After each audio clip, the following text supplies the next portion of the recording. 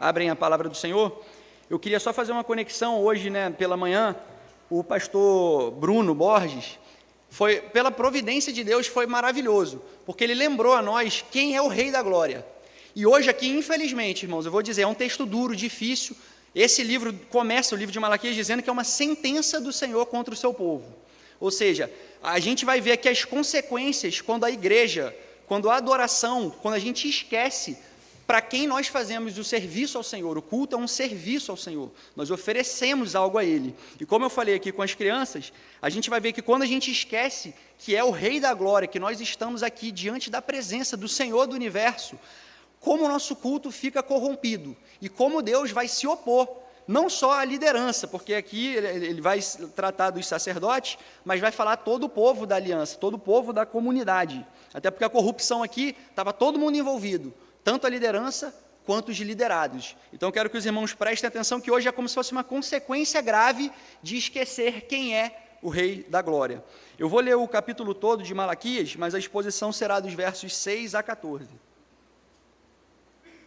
Assim diz a santa palavra do Senhor, sentença pronunciada pelo Senhor contra Israel, por intermédio do profeta Malaquias.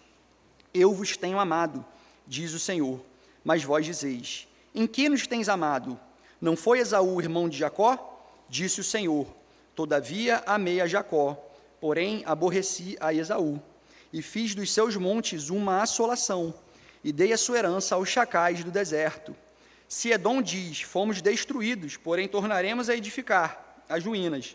Então, diz o Senhor dos Exércitos, eles edificarão, mas eu destruirei, e Edom será chamado terra de perversidade e povo contra quem o Senhor está irado para sempre.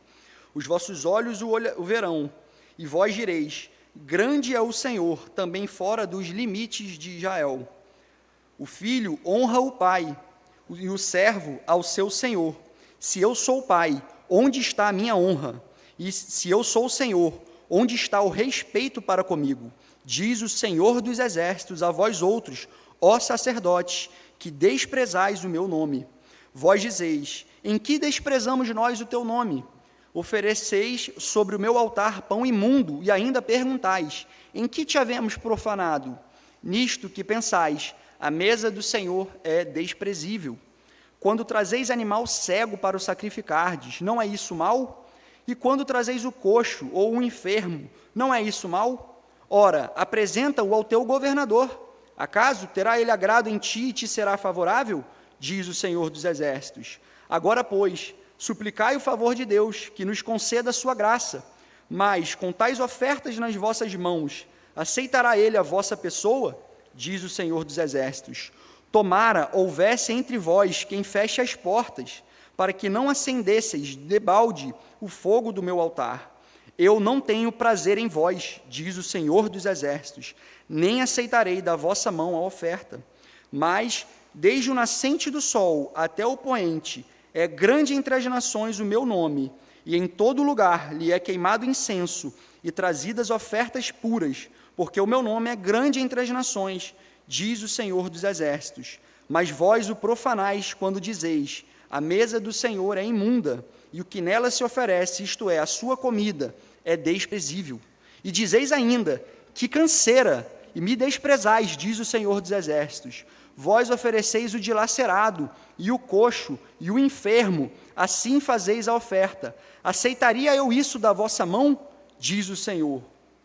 Pois maldito seja o enganador, que tendo um animal sadio no seu rebanho, promete e oferece ao Senhor um defeituoso, porque eu sou o grande rei, diz o Senhor dos Exércitos. O meu nome é terrível entre as nações. Vamos orar mais uma vez, irmãos. Senhor, louvado seja o teu nome. Ó Pai, estamos naquele momento, o ápice do culto ao Senhor, do serviço, quando o Senhor fala ao povo. Nós já tivemos orações, Pai, nós já confessamos os nossos pecados, o momento em que nós falamos, nos direcionamos ao Senhor, rogando as tuas bênçãos, suplicando o teu perdão. E agora, Pai, é o momento em que o Senhor fala para a tua igreja, para o povo do pacto, diante da tua palavra, pelo poder e pela atuação do teu Santo Espírito. Ó Senhor, eu rogo, porque eu sou fraco, tenho as minhas debilidades e fraquezas, e muitas vezes de mim mesmo, Pai. Sou um impedimento para a compreensão dos meus irmãos, mas que o Senhor, Pai, que tem todo o poder, o Teu Santo Espírito que opera por meios, por vasos de barro, que não tem valor algum, mas que a excelência do poder e da operação seja do Teu Santo Espírito, que pode converter, quebrantar os corações mais duros e dar coração de carne e afeições genuínas e espirituais pelo Senhor.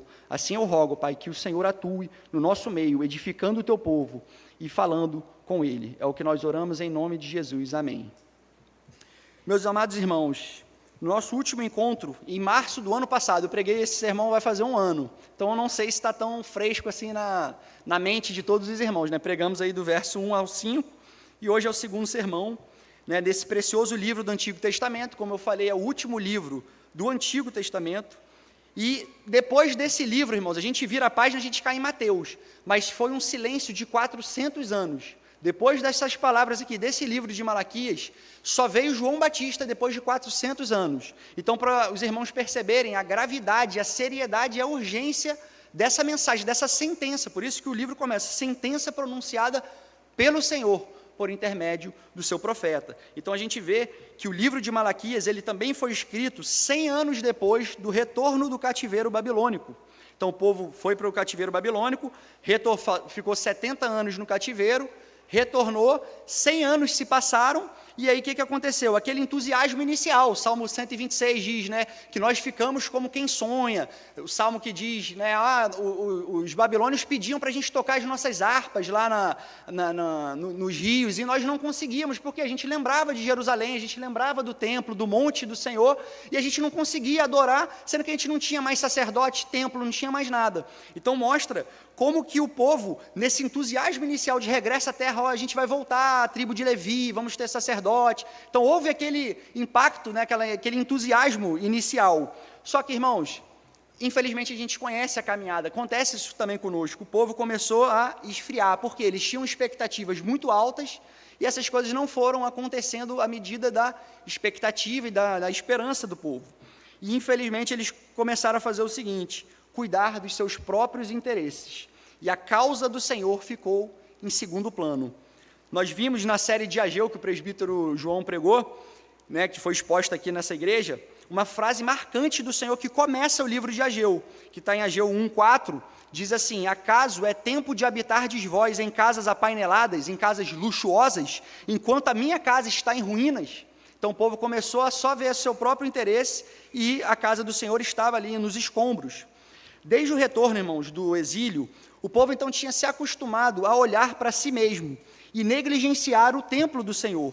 Por isso Deus levantou então o profeta Ageu e o profeta Zacarias, eles foram contemporâneos aqui de Malaquias, né, um pouco anteriores, mas contemporâneos, para despertar o povo ao arrependimento e à ação.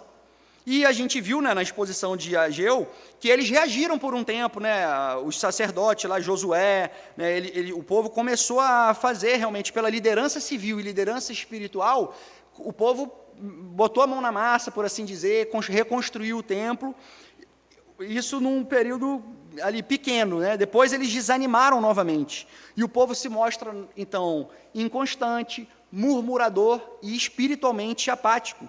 Eles esperavam que aquelas grandes promessas dos profetas, né, de Isaías, Jeremias, Ezequiel, tivessem se cumprido nesse retorno do cativeiro. Mas 100 anos haviam se passado e nada parecia ter mudado. Apenas parte da nação tinha retornado, essa paz total não veio, os persas ainda dominavam sobre a nação de Israel, os impostos eram pesados e a crise persistia. E diante disso, o amor pelas coisas do Senhor esfriou. O culto, então, tornou-se mera formalidade. Eles passavam lá no templo para, assim dizer, bater o ponto, né, no templo, mas sem coração envolvido na adoração. E é nesse cenário, irmãos, de tristeza, de frustração e frieza espiritual, que Deus envia Malaquias, que significa meu mensageiro, ou mensageiro do Senhor, com uma palavra dura, com uma sentença, como nós já vimos. Eu também tinha dito que o livro ele tem um aspecto bem peculiar, o livro de Malaquias. É o único livro que é assim na Bíblia. Ele segue um padrão, que é Deus faz uma declaração, o povo questiona essa declaração de Deus, e depois Deus responde e corrige esse questionamento do povo. No último sermão, né, no ano passado, nós vimos Deus declarar: eu vos tenho amado, ou sempre vos amei. E o povo rebate: como nos tem amado? O que amor é esse? Se a nossa situação está totalmente desfavorável, então que amor é esse? Poderia ser traduzida dessa forma. E nós aprendemos lá nesse primeiro sermão que o amor de Deus ele não se mede por circunstâncias, mas pela sua eleição soberana. Ele escolheu Jacó por sua graça, e isso aponta para a maior demonstração desse amor, a eleição do seu povo em Cristo Jesus. E hoje, irmãos, nós veremos como essa incredulidade e essa frieza espiritual do povo se refletia no culto a Deus. E dos versos 6 a 14, Deus revela que um coração frio produz uma adoração desprezível e irreverente. E é isso que nós vamos ver aí agora a partir do verso 6. Diz assim a palavra do Senhor: o filho honra o pai, e o servo ao seu senhor. Se eu sou pai, onde está a minha honra? E se eu sou senhor, onde está o respeito para comigo? Diz o Senhor dos exércitos a vós outros, ó sacerdotes, que desprezais o meu nome. Deus começa aqui então, irmãos, uma repreensão, apelando para duas relações humanas muito básicas, que é o vínculo familiar entre pai e filho, e a relação de autoridade entre servo e senhor. E ele usa essas imagens para mostrar que até mesmo o convívio humano mais básico se espera algum tipo de reverência e de respeito, tanto no contexto da família, pai e filho, quanto no ambiente de trabalho, né, o senhor e o servo. E se isso, meus irmãos, é verdade nas relações humanas, quanto mais com o Senhor dos exércitos. Aqui, então, Deus está provando ao povo que não basta chamá-lo de pai ou de senhor. Essas palavras devem ser acompanhadas de obediência e reverência. Foi exatamente o que eu falei para as crianças. E o quinto mandamento, o que ele nos ordena? Honra teu pai e tua mãe. E como essa honra se concretiza, como eu falei com elas, por meio da obediência e do respeito. Da mesma forma, honramos o nosso Pai Celestial, quando obedecemos a sua voz e o tratamos com temor, com reverência e com dignidade que ele merece. Tributai ao Senhor, nós lemos aqui o versículo, a glória devida ao seu nome. Ele requer isso porque ele é digno de receber isso. E lá em Hebreus, capítulo 12, no verso 9, né, o autor nos ensina exatamente sobre essa relação. Além disso, tínhamos nossos pais segundo a carne, que nos corrigiam e os respeitávamos. Não havemos de estar em muito maior submissão ao Pai espiritual e então viveremos? É exatamente essa relação. Se eu sou chamado a respeitar pai e mãe terrenos que nos corrigem, que erram muitas vezes, se nós devemos respeitá-los, honrar, que dirá o Senhor dos exércitos? Que, como Isaías diz, quem vos requereu, o só pisar... Irmãos, a gente não tem direito e acesso à presença de Deus. Então, o profeta Isaías, várias vezes, ele faz esse questionamento. Quem vos requereu, quem deu para vocês o privilégio do acesso à presença do Senhor dos Exércitos?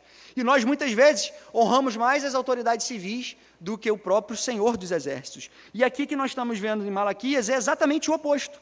Um povo irreverente, desobediente, sem temor, que trata o Senhor dos Exércitos com um total descaso. E o próprio Deus, meus irmãos, já havia nos alertado sobre isso, denunciado lá no Salmo 50. Eu peço que os irmãos abram aí, se puderem projetar, o Salmo 50, verso 16 e 17. Olha que interessante, diz assim a palavra do Senhor: mas ao ímpio, diz Deus, de que te serve se repetires os meus preceitos e teres nos lábios a minha aliança, uma vez que aborreces a disciplina, odeias a disciplina, e rejeitas as minhas palavras. Tens feito essas coisas, pode passar aí, acho que é no 17 agora, né? Feito essas coisas, e eu me calei, pensavas que eu era teu igual. Acho que é o verso 21.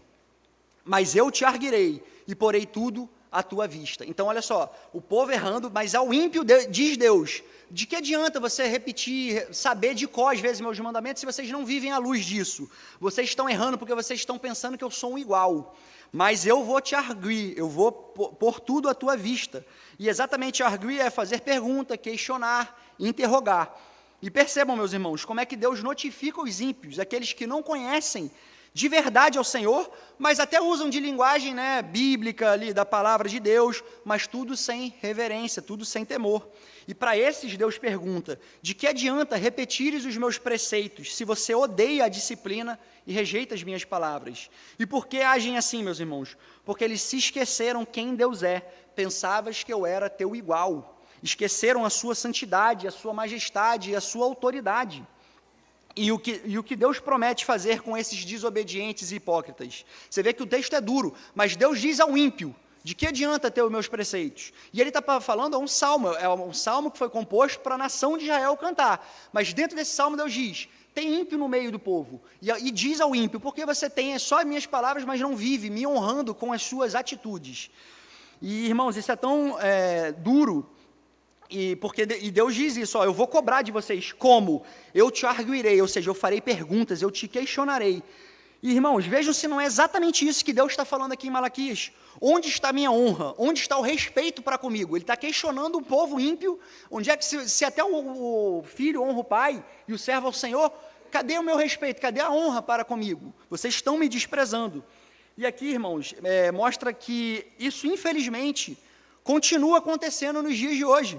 Há muitos que conhecem doutrina, que têm aquele linguajar gospel, e até são membros de igreja, mas tratam Deus como se fosse um colega de trabalho, e não o Senhor dos exércitos. Jesus alertou sobre isso lá em Lucas 6,46. Por que me chamais Senhor, Senhor, e não fazeis o que vos mando? Então olha como o Senhor sempre trouxe essa hipocrisia à tona, né? Esse desprezo pelo Senhor tem uma versão moderna, meus irmãos, que vem disfarçada numa frase muito comum, mas que é muito perigosa. Com certeza os irmãos já ouviram, e eu espero que não tenham usado. Deus entende. Deus entende que eu estou cansado, Deus entende que não é o momento, Deus entende que eu tenho minhas atribuições, que eu casei agora, que eu tenho filhos, Deus entende, e a gente vai por aí, vai sempre, Deus entende. Meus irmãos, Deus não entende esse desprezo moderno, e eu preciso falar aqui, como um oficial da igreja, que a gente não pode aquecer a nossa consciência com esses discursos que desprezam o Senhor, mas que tem uma roupagem moderna, mais do século 21. Deus não entende esse desprezo. Ele não aceita desculpas esfarrapadas quando o que está em jogo é a honra do seu nome. E nós precisamos entender que no contexto de culto, meus irmãos, o nome de Deus significa a sua presença especial no meio do povo. Então veja, que desprezar o nome de Deus equivale a desonrar e desrespeitar o próprio Deus. Que não venhamos, irmãos, a fazer isso no nosso culto. E aí o profeta continua no verso 7. Ofereceis sobre o meu altar pão imundo, e ainda perguntais: em que te havemos profanado? Nisto que pensais, a mesa do Senhor é desprezível. Profanar, para as crianças, significa desrespeitar, significa tratar não com interesse, deixar para lá, não dar atenção, não estar ali envolvido com isso. Então, Deus está dizendo: vocês estão profanando, vocês estão desrespeitando o meu culto.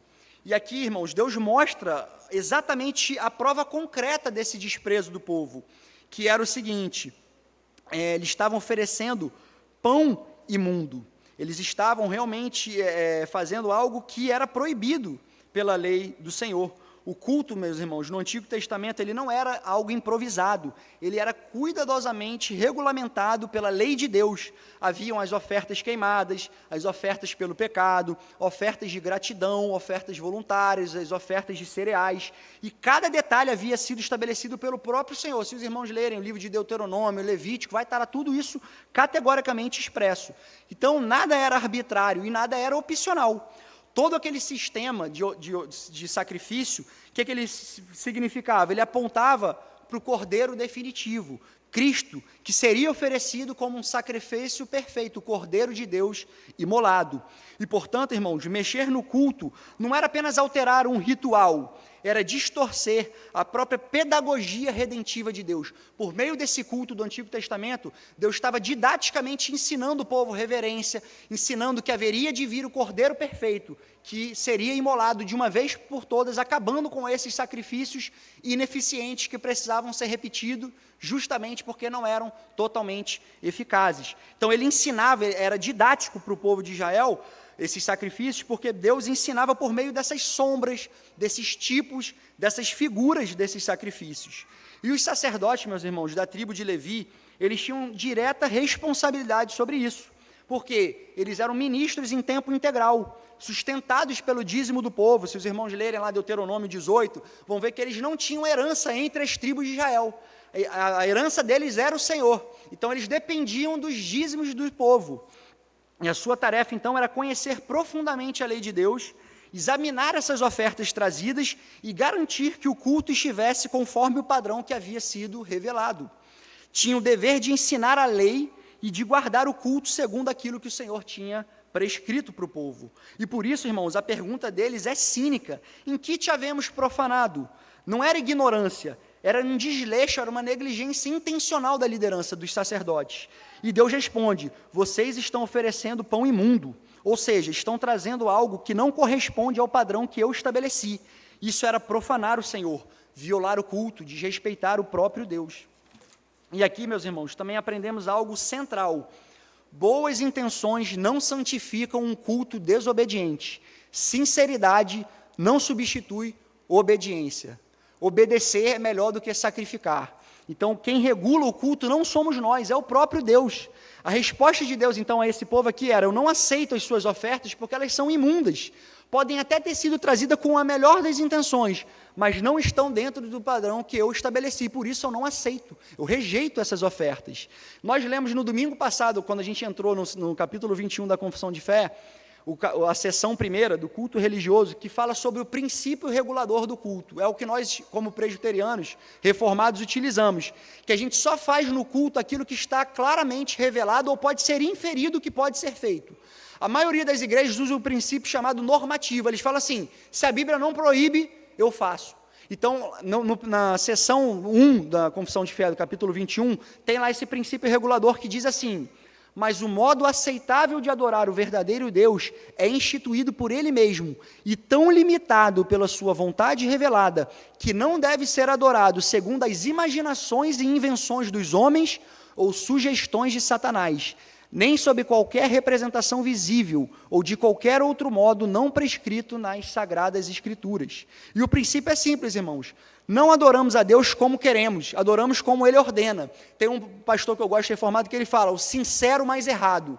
Você pode estar fazendo a coisa com a maior das sinceridades, mas se você está fazendo fora da palavra de Deus, não importa, é errado. Não existe sinceridade que faça com que o coração de Deus aceite aquilo que Ele não estabeleceu. Então é sério esse assunto, meus irmãos.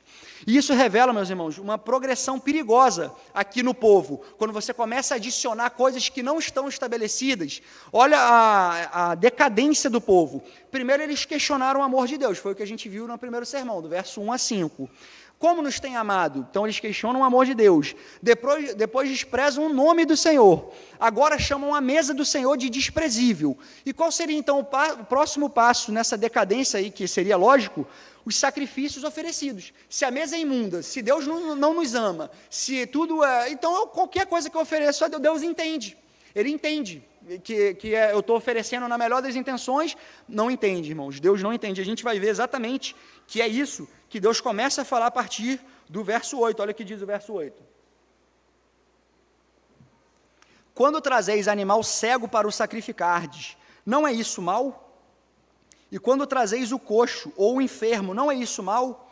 Ora, apresenta-o ao teu governador. Acaso terá ele agrado em ti e te será favorável? Diz o Senhor dos Exércitos. E se eles consideravam desprezíveis, então, a mesa e o altar do Senhor, é claro que eles passaram a acreditar que qualquer coisa, então, serviria de sacrifício. E o povo começa a trazer animais defeituosos, cegos, enfermos, coxos, mancos, e isso era totalmente contrário à lei de Deus. Abram lá em Deuteronômio, capítulo 15, versículo 21.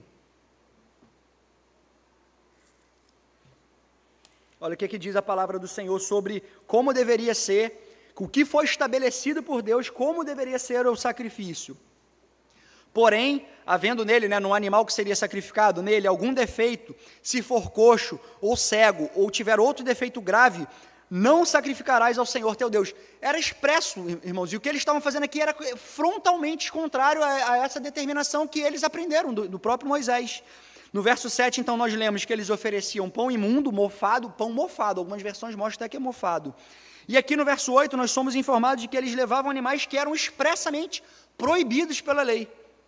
E além disso, irmãos, o verso 8, que nós lemos agora, mostra uma associação corrupta entre a liderança e os liderados, porque o povo trazia os animais imperfeitos para serem sacrificados e os sacerdotes aceitavam sem qualquer questionamento. E aqui, irmãos, nós precisamos entender uma coisa importante.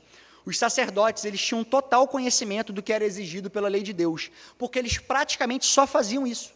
E, além do mais, é importante nós atentarmos para outra coisa.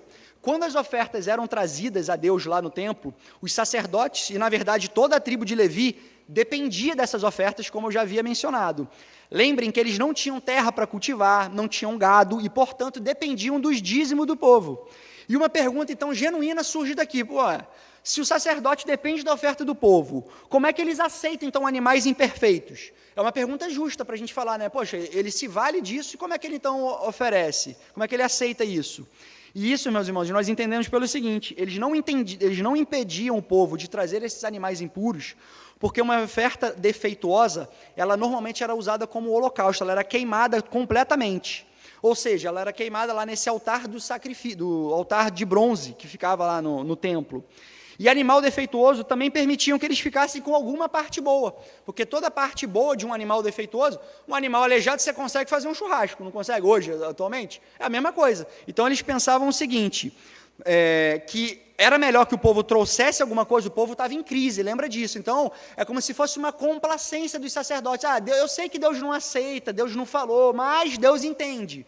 Povo, pode trazer que a gente vai fazer aqui uma vista grossa e a gente vai oferecer isso mesmo, porque a gente precisa também se valer disso. E nós vimos aqui um exemplo em 1 Samuel, na liturgia, que era até outro templo. Aqui pensa, aqui o povo já tinha regressado do cativeiro babilônico, antes de Cristo vir, lá era o tempo de juízes ainda, nem tinha sido estabelecido o primeiro rei, nem tinha acontecido a monarquia, mas olha a infidelidade dos sacerdotes, os filhos do próprio Samuel, né, do profeta Eli, do sacerdote Eli, eles iam lá, pegavam uma parte da oferta que não era queimada, os seus moços. Então você vê, olha a infidelidade desse sacerdócio e como eles se valiam da mesma forma, independente de monarquia, de império, olha como a infidelidade do povo sempre se mostrava, seja antes lá no período dos juízes, seja agora no Antigo Testamento, seja quando Cristo vem para os fariseus, né? Então você vê como que a infidelidade está sempre latente no meio do povo de Deus. E aqui, irmãos, essa associação corrupta e maligna entre líderes e liderados só continuava porque ambos esses grupos eram beneficiados por essa infidelidade. Afinal, o povo economizava e os sacerdotes mantinham, então, o fluxo das ofertas, mantinham, né, o seu mantimento. Então, eles escolhiam corromper o culto porque era vantajoso para ambos. Afinal, o povo mantinha os seus animais saudáveis para reproduzir, era um período difícil, era um período de crise, e os sacerdotes tinham a sua provisão garantida. Era como se fosse uma promoção do inferno, né? 2 aleijados por um animal perfeito. Olha como é que a malignidade do coração do povo do Senhor, irmãos, essa palavra aqui é sentença de Deus para o povo. Então, eu faço questão de trazer, porque o público-alvo não é para a nação ímpia, não é para nenhuma nação ao redor, Moabe, Amon, é para o povo do Senhor que o Senhor está dizendo isso. Então, irmãos, a gente vê como que isso é lamentável. E esse versículo, irmãos, ele é uma advertência explícita contra essa união maligna de líderes e liderados. Pois se alguma dessas partes fosse fiel a Deus, essa corrupção do culto não era possível. Porque, meus irmãos, um povo fiel não aceitará ser conduzido por uma liderança ímpia. E uma liderança ímpia não vai ser corrompida por propostas indecentes de uma congregação corrompida. Então, se uma das partes escolhessem ser fiéis a Deus, tudo isso não aconteceria, mas o povo se valia disso, era um conluio maligno de sacerdotes e do próprio povo. Então, irmãos, sejamos gratos quando Deus separa homens para pastorear como oficiais da igreja, né? Presbíteros, diáconos, fiéis, íntegros, que conduzem a igreja, quando eles pastoreiam com zelo, com dedicação, o rebanho de Cristo, aconselhando, repreendendo e exortando vocês. Nós vamos ter eleições aí agora, né, no próximo mês, isso é uma oportunidade para a gente pensar exatamente nessas coisas, porque vocês elegem os homens que estarão aqui conduzindo. Será que eles serão fiéis? Vocês têm parte nisso, então é importante que a congregação entenda isso, que quem vem aqui ensinar heresias ou não, depende também, de certa forma, de vocês, porque vocês indicam para que o conselho aprecie os homens que conduzirão o seu próprio rebanho, né, o rebanho de Cristo. Então, é uma coisa com seriedade, então façam isso com temor, conversem com as pessoas que vocês querem indicar para ver se eles são voluntários e se eles têm a aptidão que está na palavra de Deus, lá em Tito, em Timóteo. E a segunda, irmãos, a aplicação desse verso, é que vocês percebem aqui o raciocínio deles. Estamos em crise, Deus entende. Poxa, a gente está em crise, não é um animal perfeito, mas, né, é melhor isso do que nada. Repara, irmãos, a gente vai sempre encontrar algum tipo de justificativa para a nossa infidelidade, para a nossa desobediência. Porque a nossa mente, como o presbítero falou bem aqui, o nosso coração é ligeiro para essas justificativas, para essas desculpas esfarrapadas. E isso continua acontecendo hoje, irmãos, infelizmente. De vez em quando, quer ver? Eu vou dar um exemplo aqui. Fica claro que nós não sabemos fazer o devido tempo, o devido uso do nosso tempo, o uso dos nossos dons. E aí, o que a gente normalmente faz? A gente acaba agradando as pessoas e despreza o Senhor. Por exemplo, quando você está com a sua vida desorganizada, sua família está sofrendo com isso, você está trabalhando muito, você faz tudo para reparar o quê? Para ter mais tempo com a sua família, e não necessariamente para vir à igreja e ter mais tempo para o Senhor. E se você não consegue estudar, por exemplo, ou trabalhar, o que você faz? Você deixa de vir no culto para você conseguir reparar essa falta. E normalmente quem sai perdendo é o Senhor, perdendo, né? Nós que precisamos do Senhor, mas quem sai perdendo nessas escolhas práticas nossas é sempre o Senhor. E isso, meus irmãos, é o equivalente moderno de oferecer uma oferta impura, o coxo, o manco, porque a gente às vezes oferece o resto do nosso tempo, o resto da nossa disposição física, mental, o resto dos nossos recursos. A gente não se envolve com o Senhor e a gente está sempre acreditando ao Senhor, mas Deus entende que eu estou cansado. Não, meus irmãos, de novo, Deus não entende negligência para com o seu nome. E eu preciso falar isso aqui repetidas vezes, porque nós precisamos adorar o Senhor como Ele requer de nós. Irmãos, prosseguindo no a parte final do verso 8 diz assim, ora, apresenta ao governador, ao teu governador, apresenta o sacrifício ao teu governador. Acaso terá ele agrado em ti e te será favorável? Diz o Senhor dos Exércitos. Esse governador aqui, nós não temos muita informação, mas ele era uma autoridade persa que representava esse domínio imperial deles, dos persas, lá em Jerusalém. Então, era um homem de alta posição que era honrado publicamente. E Deus propõe, então, um experimento muito simples. Levem ao palácio o mesmo animal defeituoso que estão trazendo aqui ao meu altar. Vejam se ele aceitará. E essa pergunta, meus irmãos, óbvio, é uma pergunta retórica e é profundamente constrangedora. Por quê? Deus estava mostrando para eles que eles escolhiam tratar uma autoridade pagã com mais respeito do que o Senhor dos Exércitos. Pegavam os seus impostos corretamente e davam ao imperador, ao governador da Pérsia, mas ao Senhor ofereço que dá, e Deus entende. Então, o Senhor é isso que dá. Irmãos, nós fazemos isso muitas vezes, porque eu queria que isso não fosse uma verdade na nossa realidade hoje, mas às vezes a gente leva mais a sério uma viagem nossa, a gente vai para o aeroporto com muito mais antecedência do que a gente chega aqui no dia do Senhor, e a palavra fala, cuida do seu pé quando adentrares na casa do Senhor. A gente está aqui diante do Senhor dos Exércitos, às vezes a gente escolhe ficar mais tempo no trabalho, porque senão o chefe vai ficar chateado, mas aí o presbítero ou o pregador aqui passa 5 minutos, você começa a olhar de cara feia, ficar olhando o relógio. Parece que a gente tem mais interesse nas coisas pessoais nossas do que no dia do Senhor. A gente não escolhe ficar aqui passando mais tempo com o Senhor, a gente tem mais reverência às vezes com o nosso trabalho, com nossas viagens, nosso lazer, do que com o próprio Senhor. E isso é uma coisa moderna, é como Deus está falando, vocês se valem muito mais dos seus interesses particulares, se dedicam, se esforçam, do que o que vocês oferecem para mim. Por quê? Vocês escolhem oferecer às vezes o resto, é o que dá, se der. Se tiver tempo, eu consigo vir na igreja. E a gente precisa, irmãos, repensar esse tipo de postura, que nós estamos diante do Senhor dos Exércitos. Ele está aqui presente no meio do seu povo. E continuando, irmãos, então, a partir do verso 9, diz assim, agora, pois, suplicai o favor de Deus, que nos conceda a sua graça, mas com tais ofertas nas vossas mãos, aceitará ele a vossa pessoa? Diz o Senhor dos Exércitos. E aqui, irmãos, Malaquias usa de uma ironia. Esse verso é como ele dissesse assim, continuem, ofereçam animais aí que são proibidos pela lei, depois orem, depois vejam se o Senhor será favorável, se Ele vai derramar a sua graça, você fazendo com desprezo o culto, oferecendo o resto do seu tempo, o resto da sua disposição mental, o resto dos seus recursos, vê se Ele vai ser favorável. E a gente, irmãos, a gente tem essa ignorância às vezes, que a gente acha que a gente vai receber do Senhor se a gente não obedece a Ele. Então, a gente acha que Deus vai nos socorrer na nossa necessidade de graça, porque, meus irmãos, quando a gente despreza o Senhor, a gente continua carecendo desesperadamente da graça e da misericórdia de Deus. E a gente acha que, oferecendo qualquer coisa, Deus entende, Ele vai ser favorável. Não vai, meus irmãos, Deus não entende essa negligência para com a sua pessoa. Então, irmãos, Deus está expondo aqui o absurdo espiritual do povo.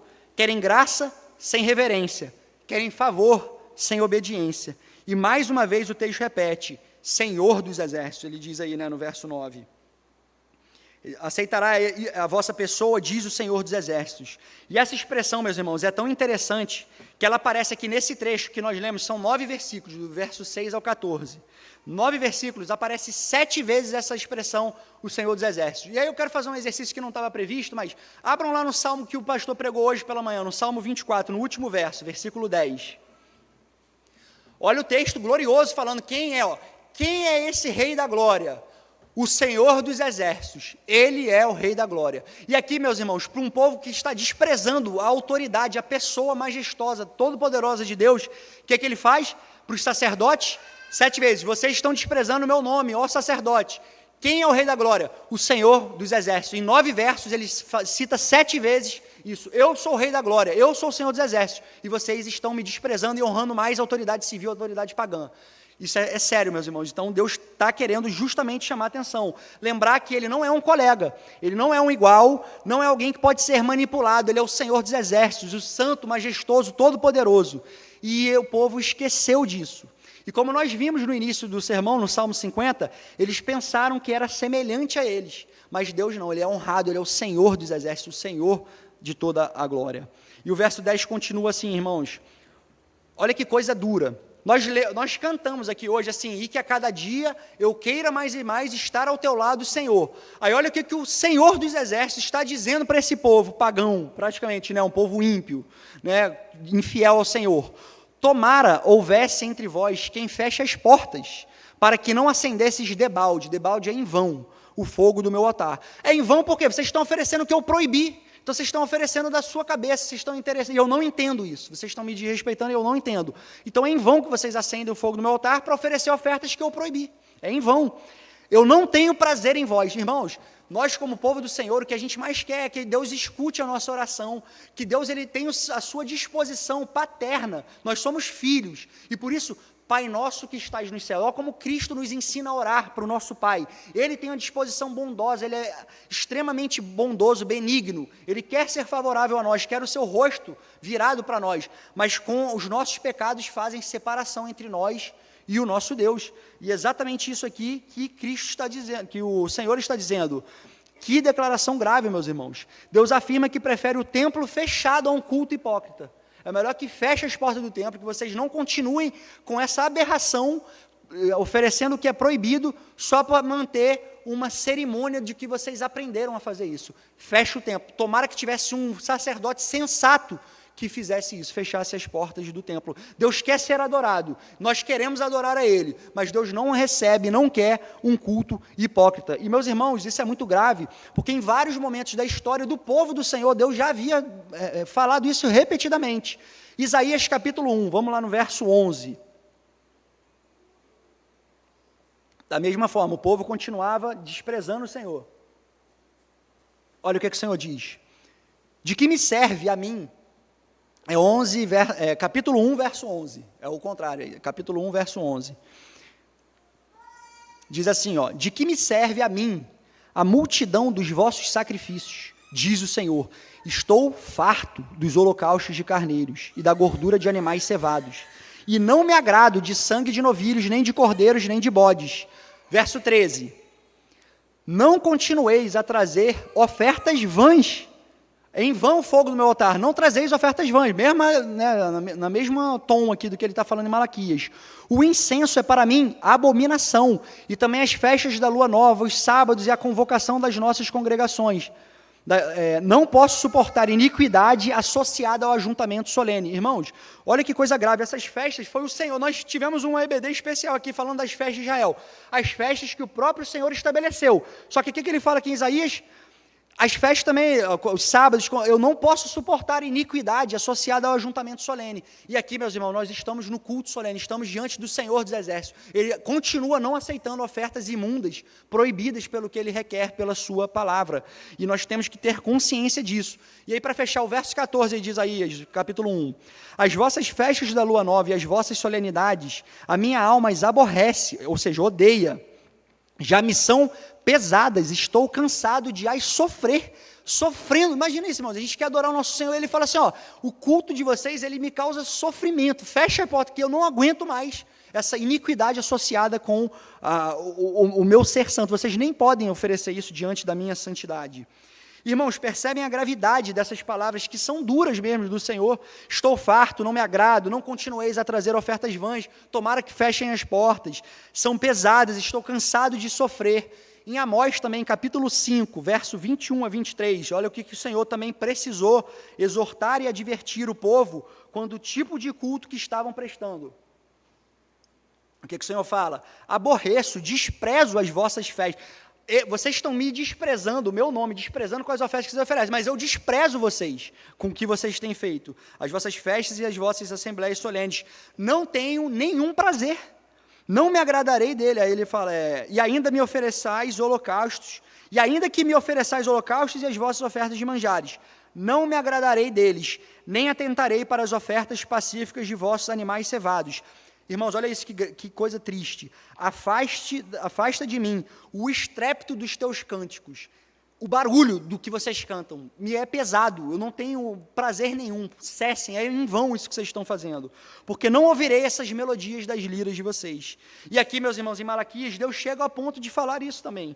Que fechem as portas do templo. Melhor nenhum culto do que um culto hipócrita. E o fogo do altar era onde os animais eram queimados. Então era como se Deus dissesse... Quem dera que houvesse um sacerdote que dissesse basta, ou oferecemos um culto a Deus com a disposição correta, da maneira que Ele determinou, e é digno de receber, ou é melhor fechar as portas, para que não se acenda em vão o fogo do altar do Senhor. Meus irmãos, isso aqui deveria nos fazer tremer. Que tipo de culto nós estamos oferecendo ao Senhor? Lembrem-se, eu falei isso aqui no início, o nosso culto é um serviço ao Senhor. Como você tem adorado o nosso Deus? Essa é uma questão, meus irmãos, da maior importância. Sabe por quê? O culto é a principal atividade nossa como igreja e também como adorador individual. E não pense, meus irmãos, esse é um alerta sério que eu quero fazer agora aqui novamente, que o simples fato de você estar numa igreja fiel e bíblica, que honra e prega a palavra de Deus com fidelidade, que guarda o dia do Senhor e ensina a guardar o dia do Senhor, que administra os sacramentos com fidelidade, que faz a disciplina eclesiástica, que isso é uma garantia automática de que o seu culto individual é agradável ao Senhor. Estar arrolado como membro de uma igreja saudável não significa necessariamente que você está oferecendo a Deus uma adoração aceitável, porque é possível estar no lugar certo, com a doutrina correta, participando das atividades corretas do culto solene ao Senhor e ainda assim oferecer um culto frio, mecânico e sem coração. Não à toa Cristo disse lá em Mateus 15:8, este povo honra-me com os lábios, mas o seu coração está longe de mim. Isso é possível, infelizmente, irmão, de ser praticado hoje aqui. Nós, membros da Igreja de Brotas, isso é possível de ser feito. E lá no Salmo 51 também, quando nós lemos na liturgia, Davi ensina isso, olha que coisa bela, por meio do seu arrependimento, quando ele diz lá no verso 16, Salmo 51, verso 16, pois não te comprazes em sacrifícios, do contrário eu te daria. É fácil oferecer animal, sem coração envolvido. Eu pego ali, Davi era rei, para ele tinha mais animal do que qualquer pessoa em Israel. Aí ele diz aqui, só que ele entende o coração do mandamento. Não te comprazes em sacrifícios, do contrário eu te daria. E não te agradas de holocaustos. Sacrifícios agradáveis a Deus são espírito quebrantado, coração compungido e contrito. Não o desprezarás, ó Deus. A nação de Israel tinha muita coisa externa. Rasgai as vossas vestes, era um sinal externo de arrependimento. Só que lá em Joel o profeta diz, não rasgai as vossas vestes, rasgai os vossos corações. É isso que o Senhor quer, espírito quebrantado diante do Senhor, coração compungido e contrito. Tinha esses elementos externos, mas o que Deus sempre requereu do seu povo foi coração envolvido nisso. Provérbios, o pai está dizendo para o filho, filho meu, dá-me o teu coração, o trono da personalidade, quem você é de verdade. É isso que Deus requer de nós, o nosso coração. Por isso que Salmo 51 também Davi vai falar, porque amas a verdade no íntimo é do coração.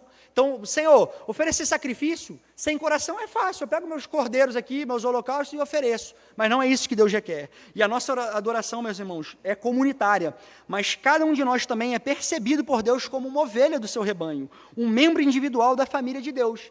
Não à toa Pedro vai falar que nós somos pedras vivas, que está construindo um santuário, cada um de nós oferece também individualmente um culto ao Senhor, e como corpo de Cristo, a adoração infiel de um irmão também prejudica a adoração comunitária. Vê lá no Antigo Testamento várias oportunidades que isso fica evidente, que a infidelidade do povo prejudica a comunidade da aliança.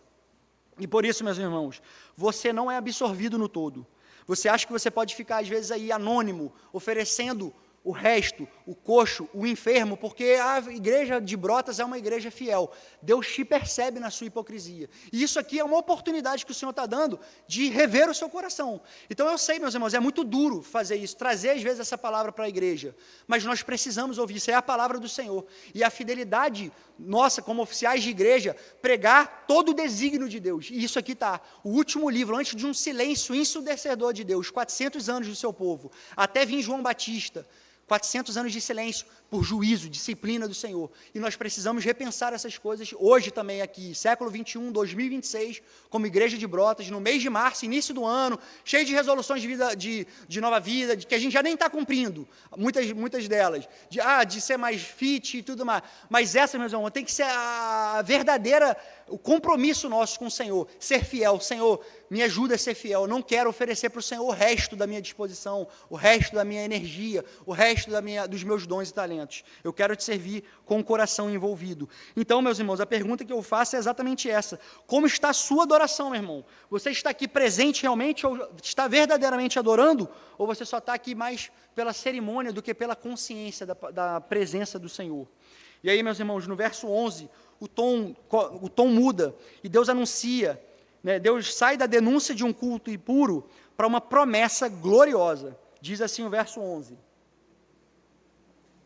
Mas desde o nascente do sol até o poente, é grande entre as nações o meu nome, e em todo lugar lhe é queimado incenso e trazidas ofertas puras, porque o meu nome é grande entre as nações, diz o Senhor dos Exércitos. E aqui, meus irmãos, os comentaristas eles são praticamente unânimes em dizer que há um tipo de dificuldade de tradução.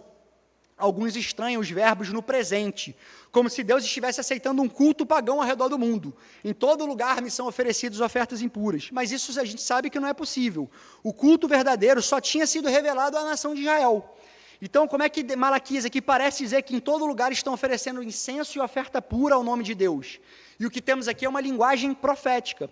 Pode ser legitimamente traduzida como futuro, deveria ser assim, né, a nossa tradução aqui. Mas o meu nome será grande entre as nações, do Oriente ao Ocidente, e em todo lugar oferecerão ao meu nome incenso e uma oferta pura, porque o meu nome é grande entre as nações, diz o Senhor dos Exércitos. E aqui, meus irmãos, há uma ironia profunda e ao mesmo tempo gloriosa. A nação de Israel, que havia sido separada por Deus para ser um povo santo, uma nação sacerdotal, chamada para oferecer um culto puro ao Senhor, era o povo da aliança, o povo que recebeu a lei, o templo, os sacrifícios, as promessas, mas justamente esse povo estava oferecendo ofertas impuras, indignas e defeituosas. A nação que deveria refletir a santidade de Deus estava profanando, desrespeitando e desobedecendo ao Senhor. E então Deus anuncia algo surpreendente.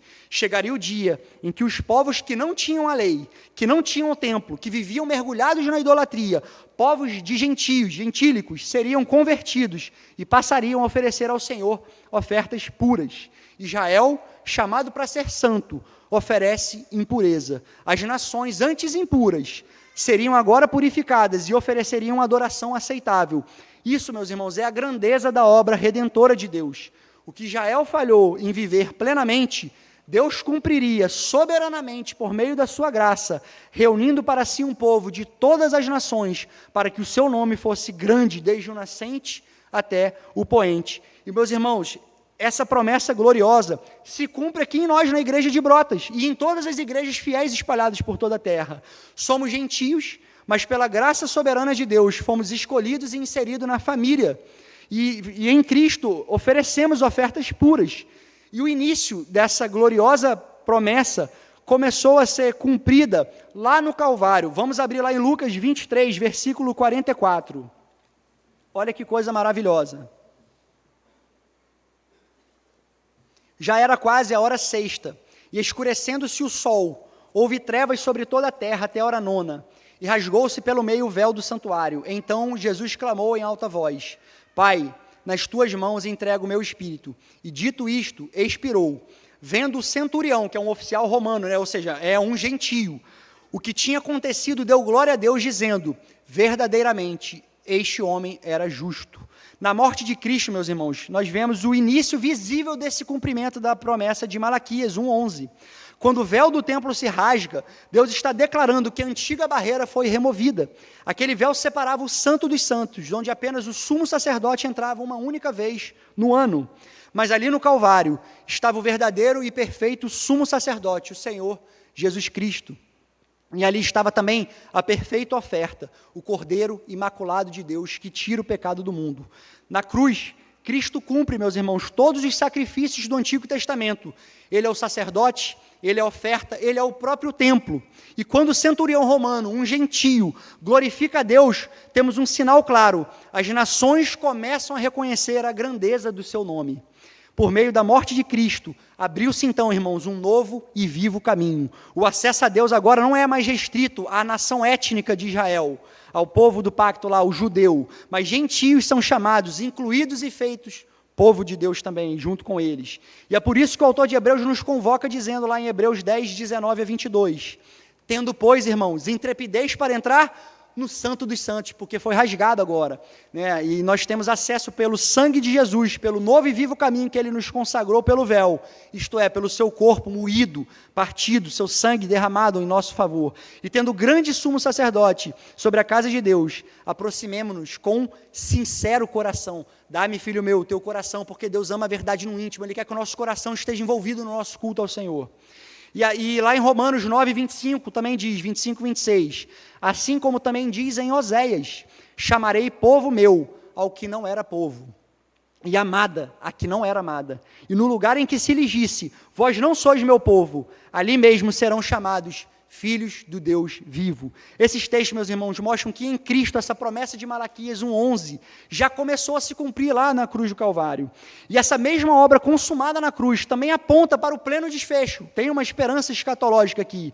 O dia em que, reunidos, o povo do Senhor, de toda a tribo, povo e nação, adoraremos eternamente o Senhor em um culto perfeito. E é justamente aqui, meus irmãos, que o contraste se torna doloroso. Enquanto Deus promete um culto puro entre as nações, o seu próprio povo continuava oferecendo desprezo.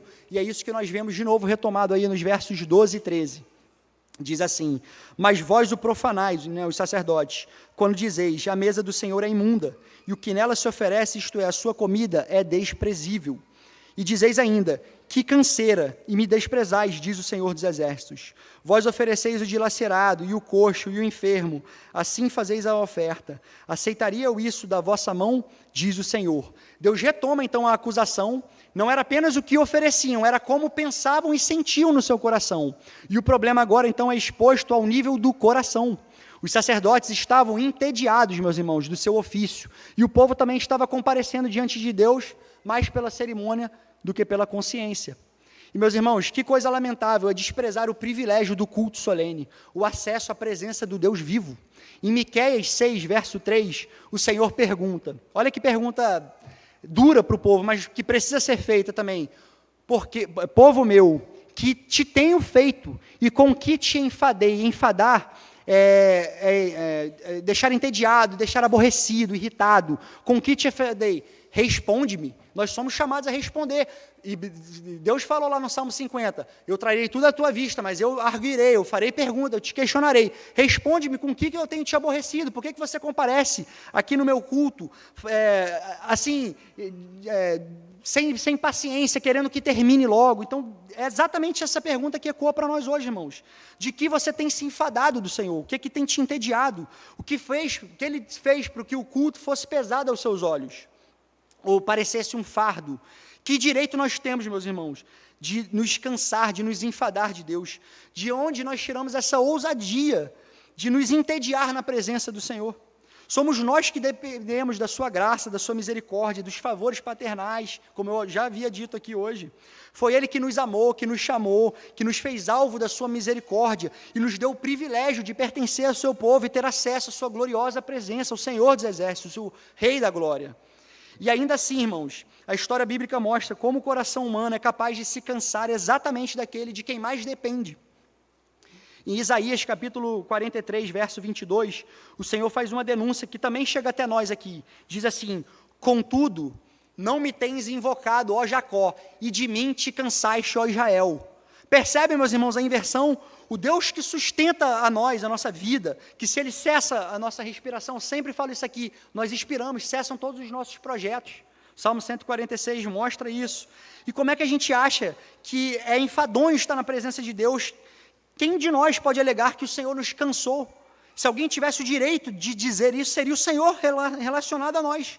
Só Deus tem o direito de se cansar de nós, da nossa hipocrisia, da nossa negligência, da nossa indiferença, do nosso raquitismo espiritual, porque a gente não se dedica à palavra do Senhor, porque a gente não ora, a gente não tem um momento devocional. É o Senhor que deveria se enfadar de nós. E é isso que lá em Isaías 43, 23, exatamente isso que Deus continua dizendo.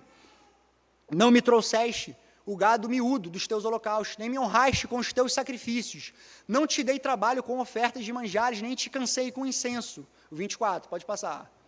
Não me compraste por dinheiro com cana aromática, com a gordura dos teus sacrifícios me satisfizeste, mas me deste trabalho com os teus pecados e me cansaste com as tuas iniquidades. Somos nós, Senhor, que cansamos o Senhor com os nossos pecados, com a nossa hipocrisia, com a nossa negligência, com esse discurso de que Deus entende, Deus não entende, meus irmãos. Deus fala exatamente isso aí, vocês estão me cansando com esse tipo de discurso. Então, irmãos, que nós nos despertemos para o privilégio do acesso à presença do Senhor. Então vejam a gravidade disso, irmãos. Somos nós que cansamos o Senhor com a nossa negligência. Somos nós que enfadamos o Senhor com nossos pecados. Quem nós pensamos que somos para nos queixar de Deus? E a nós, irmãos, cabe fazer como Daniel falou lá com o povo, o corar de vergonha. A gente deveria se arrepender com sincero coração e reconhecer como muitas vezes nós desprezamos o culto ao Senhor, desprezamos a sua presença gloriosa, o Senhor dos exércitos. Às vezes, o ser inanimado, ó, levantai, ó portas, as vossas cabeças. Elas têm mais obediência e desejo da presença do Rei da Glória do que nós que temos acesso aqui todos os dias, todos os domingos à presença do Senhor. Que nós possamos nos arrepender disso, do desprezo que temos diante da presença gloriosa do nosso Deus. O dia do Senhor, meus irmãos, é um dia glorioso, como os puritanos falavam, é o dia da feira da alma. Amanhã você vai para o trabalho, você vai para a faculdade, você vai ouvir impiedade, você vai ver imoralidade. E aqui é o dia onde você recebe as palavras. Cristo disse das minhas palavras, elas são espírito e vida. Aqui é onde a gente recebe isso. E aí, às vezes, você se enfada daqui e você se agrada de lá. É a coisa mais ilógica do mundo, para um verdadeiro crente. Você está se refestelando na lama do pecado, com conversas ímpias, com linguagem degradante. E aqui no culto do Senhor, se o presbítero ou o pastor passa 10 minutos, você se invoca. É a palavra do Senhor que está sendo proclamada, meus irmãos. E a gente precisa ter essa reverência, Senhor. Que bom que o Senhor fala. Que um dia o Senhor falou que chegaria fome, que o povo teria fome e sede, mas não de pão, não de água, mas da palavra. Vocês correriam de mar a mar buscando um sacerdote, um ministro fiel e não encontrariam. E aqui a gente tem uma igreja fiel, graças a Deus, eu sou muito alegre de participar da igreja de Brotas, de saber que pela graça Ele nos torna fiéis aqui, cada ministro, cada membro da igreja de Brotas. E meus irmãos, eu tenho uma reverência muito grande, toda vez que a gente vem receber um irmão aqui, e o pastor fala assim, você promete ser fiel à liderança, enquanto eles forem fiéis, isso me faz temer, meus irmãos, porque a gente pode ser infiel. E que bom, e vocês devem orar por nós, que nós continuemos assim, sem vergonha, né, de trazer a palavra de Deus, porque a mensagem da cruz é isso mesmo, a mensagem da cruz ela é vergonha, é uma mensagem, é um vexame diante dos olhos do mundo, e a gente às vezes fica aí, a gente tem coragem de fazer discurso político, mas a gente não tem coragem de proclamar o nome do Senhor. A gente é nada na faculdade, a gente não quer falar, não quer testemunhar, a gente não quer sofrer o dano. Hoje no Salmo 15, na liturgia de manhã, a gente leu que o crente, ele jura com dano próprio. Às vezes ser desempregado, porque você vai ser fiel ao Senhor e você vai ser uma testemunha. Você não vai corromper o seu lar, a sua provisão da sua família, porque você aceitou ser ludibriado e defraudar alguém, algum fornecedor, algum chefe. A gente tem que pagar o preço, meus irmãos. Mas por que isso tudo acontece? Porque a gente perdeu, a gente está tratando Deus como um igual. Enquanto a gente fizer isso, a gente não vai colher os frutos da obediência. Está lá em Moisés, lá quando ele fala, os frutos da desobediência, os frutos da obediência. Nós precisamos, irmãos, tratar essas coisas. E infelizmente, meus irmãos, isso acontece com alguma frequência. Lá em Amós 8, verso 5, também tinha outra forma que o povo diz, né? como aqui ele disse, que canseira. A gente às vezes, meus irmãos, a gente vem para cá e você está pensando amanhã em como você vai para o trabalho, e o dia do Senhor, a palavra do Senhor, ela entra num ouvido e sai pelo outro, porque ela não calou no coração, e ela precisa calar no coração. Eu sei que é duro às vezes esse discurso, mas na verdade é o próprio Senhor quem está alertando o seu povo, e eu só estou aqui em fidelidade ao Senhor, trazendo essa mensagem que é dura, é uma sentença, mas que também tem a graça de Deus, é uma misericórdia de Deus, irmãos, que a gente vê aqui na igreja de Brotas, essa promessa do versículo 11 que eu falei sendo cumprida. Nós gentios adorando o Senhor, nós pertencemos ao povo do pacto, somos rebanho do pastoreio de Cristo, e a gente às vezes despreza essas coisas. E lá em Amós, capítulo 8, verso 5, também às vezes, vê se essa não é às vezes a atitude que a gente tem aqui no dia do Senhor. Quando passará a festa da lua nova para vendermos os cereais e o sábado para abrirmos os celeiros de trigo? É como nós falamos, quando é que vai terminar esse domingo? Quando é que esse presbítero que fala aí na linguagem 2x, aí fala rápido, vai terminar? Porque eu quero ir logo para o trabalho, eu quero arrumar minha cama, eu quero dormir. Por quê? É isso, meus irmãos, a gente faz isso. Infelizmente a gente faz isso. A gente está aqui contabilizando assim o horário, absurdo, o presbítero passar 10, 15 minutos da pregação. Mas não, irmãos, isso aqui é graça de Deus, que não tenhamos essa disposição do povo. Quando é que vai passar essas coisas chatas, essa liturgia demorada? Não, meus irmãos, isso aqui é um privilégio que a gente tem de ter acesso à presença do Senhor. E, irmãos, se formos honestos, é exatamente isso que a gente pensa. Quando é que vai terminar o culto? Quando vou voltar aos meus interesses, a minha carreira, as coisas que eu realmente amo?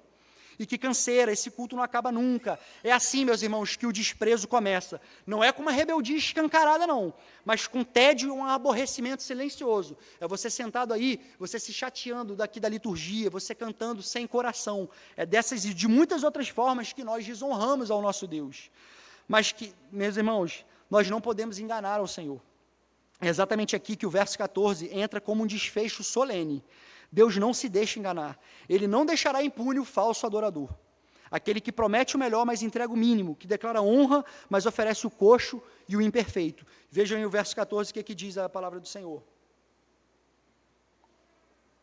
Pois maldito seja o enganador, que tendo um animal sadio no seu rebanho, promete e oferece ao Senhor um defeituoso, porque eu sou o grande rei, diz o Senhor dos exércitos. O meu nome é terrível entre as nações. E aqui, irmãos, o Senhor encerra a denúncia com uma sentença solene. Maldito seja o enganador, aquele que tem condições de oferecer o que agrada a Deus. E aqui no nosso contexto, seu tempo, sua vida, seus talentos, seus recursos. Promete fazer, mas entrega o que é defeituoso, entrega o que é conveniente, entrega o que é confortável para fazer. E, irmãos, isso tem que acabar, esse cinismo de comparecer ao culto com essa disposição, esperando ser abençoado. Não vai ser abençoado, porque o Senhor não entende essa negligência. E já vimos, irmãos, como é que esse conluio, nessa união nefasta do povo com os sacerdotes, que se uniram para corromper o culto, oferecendo aquilo que a lei proibia, mas Deus não é cúmplice dessa fraude.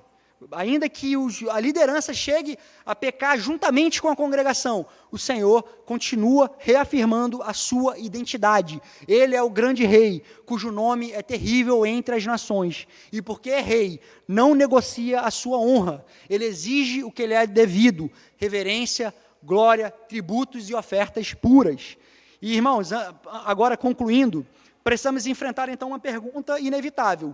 Se Deus não aceita oferta defeituosa, se Ele amaldiçoa o enganador, se Ele declara que prefere portas fechadas a um culto hipócrita, e se Ele não rebaixa o seu padrão, Ele não entende um padrão que não é o que Ele exigiu, então como é que nós estamos aqui, comparecemos diante da presença do Senhor? Porque sejamos honestos, meus irmãos, o nosso louvor é imperfeito, a nossa atenção é imperfeita, nossa reverência oscila, nossa vida inteira é manchada pelo pecado. Tudo o que fazemos, com a melhor das intenções, passa pelo filtro da nossa corrupção. A gente consegue fazer até a obra do Senhor, querendo aplauso humano, querendo vaidade, querendo ser reconhecido pela liderança, enfim, pelas irmãs, pelas sociedades internas. A gente consegue até fazer a obra do Senhor com um fim espúrio. Que dirá, então, como é que a gente pode estar aqui na presença do Senhor e sabendo que Ele exige perfeição, que a oferta deve ser perfeita, que o sacerdote deve ser perfeito, que o culto deve ser puro. Então, como nós continuamos a nos reunir aqui, domingo após domingo, diante desse Deus Santo? E essa, meus irmãos, é a beleza da mensagem do Evangelho. É que o Deus encarnado, ele veio reparar o nosso falso culto. Quando o Senhor Jesus Cristo veio ao mundo, veio consertar aquilo que nós corrompemos, sendo a oferta perfeita e o sacerdote perfeito. É Ele quem torna possível nos aproximarmos de Deus e termos o nosso louvor aceito. E alguns pensam, meus irmãos, de uma forma equivocada, que nós não devemos mais oferecer nada a Deus, já que a gente não traz aqui um cabrito, um animal, mas alguns pensam, então não precisa oferecer nada. Mas isso é equivocado, óbvio, a gente não precisa oferecer mais nada assim em termos de animais, porque eram sombras daquilo que haveria de vir.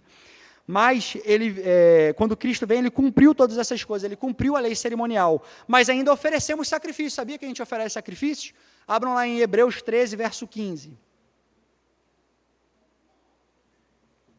Olha o que diz: por meio de Jesus, pois, ofereçamos a Deus sempre sacrifício de louvor, que é fruto de lábios que confessam o seu nome. É assim, meus irmãos, é com essa disposição que você deve vir sempre, oferecendo a Deus sacrifícios de louvor, reconhecimento, ação de graças, tendo o coração agradecido por tudo que o Senhor faz por nós, que, meus irmãos, é infinitamente maior do que aquilo que nós merecemos, que pensamos e pedimos. E também, 1 Pedro, capítulo 2, verso 5, o apóstolo Pedro também afirma, olha como é que nós oferecemos coisas a Deus.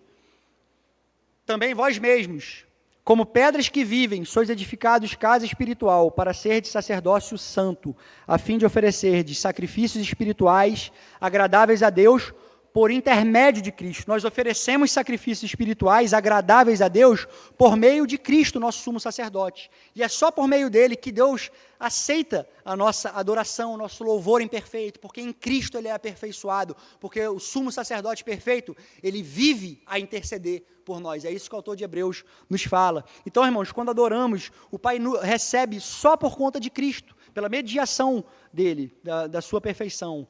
O Deus triuno, então, aceita a nossa adoração, porque Cristo foi a oferta e o sacerdote perfeito. E aqui, meus irmãos, eu quero encerrar com algo glorioso. Lá no livro do profeta Isaías, diz que o servo sofredor, Isaías 53, aquele texto conhecido que nós cantamos aqui, lá diz que o servo se tornou desprezível. É a mesma palavra aqui das ofertas que o povo estava oferecendo. Cristo é a oferta perfeita, que se fez desprezível, levando sobre si o nosso pecado, para que o nosso louvor, a nossa adoração desprezível, fosse aperfeiçoada nele. E é isso que o Evangelho faz, meus irmãos. Por isso que nós adoramos ao nosso Deus. E é só por isso também que Paulo diz lá em Romanos 12, rogo-vos pelas misericórdias de Deus, que apresenteis o vosso corpo como sacrifício vivo, santo e agradável a Deus. Como nós podemos oferecer sacrifício agradável a Deus? Somente pelas misericórdias de Deus. Somente porque Ele, em sua graça, aceita o louvor imperfeito por intermédio do nosso sumo sacerdote. Esse é o nosso Salvador, meus irmãos. Ele consertou o nosso falso culto e tornou possível que pecadores indignos e impuros como nós, que ofereceríamos coisas desprezíveis, agora nós nos apresentemos diante desse Deus Santo, Senhor dos Exércitos, o Rei da Glória.